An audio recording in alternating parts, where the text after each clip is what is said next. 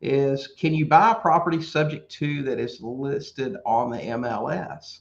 Well, absolutely you can. We've bought a ton of them over the years that were listed on the MLS. And I'll tell you, my favorite, it's actually one of my top ways to find properties, actually look for what I call soon to expire MLS listings. When I got started investing, one of the lists people talked about was expired listings, and that's still a good list to do. But I also, I thought, well, gosh, there are a lot of people out there that list a property for sale with an agent purely because they think that's the only way that you can sell something.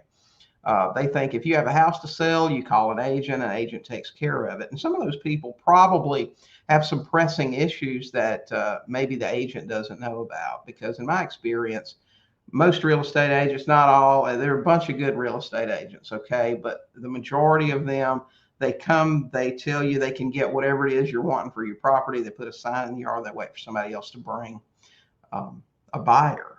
And so they don't ask a lot of questions about, maybe like an investor would. And one of our key questions is, why are you selling the house? What makes you want to sell such a great house? But anyway, so some of these people probably have some underlying issues. Maybe they're in foreclosure, maybe they're getting a divorce. There may be some reason that they really need to sell. So I started looking for specific sellers in the MLS and with certain criteria, and that let me know that the potential for a problem was pretty high. One was that the listing had been in there for over 90 days. So that told me that they had listed it, they hadn't got a buyer. If they have trouble, they're probably getting pretty anxious. I also looked for vacant properties in the MLS. Now that meant someone had already moved out. They had either been transferred or they had split up or whatever the case may be, but somebody was making a payment on a house that wasn't occupied, or even better yet, they weren't making that payment because they couldn't pay for two places. I looked for listings that had notes that indicated seller motivation. A lot of times agents will put notes in the listing with something like bring all offers, must sell, seller motivated, as is, anything that indicated there might be a little bit of distress. And then looking for something that had a price reduction. So if I could find something that met all four of those criteria, I knew chances were that I had a deal. And we just mail off postcards to those and just say, hey, I noticed your house has been listed for a while and hasn't sold.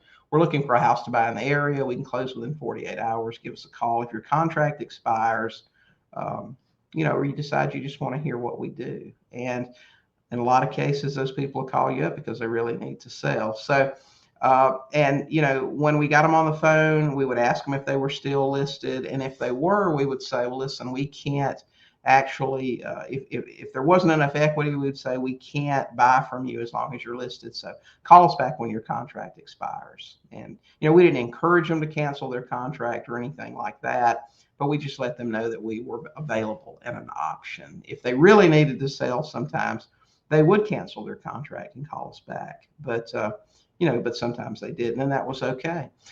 If there were enough equity, then we could pay the agent, and that would work out well for everybody.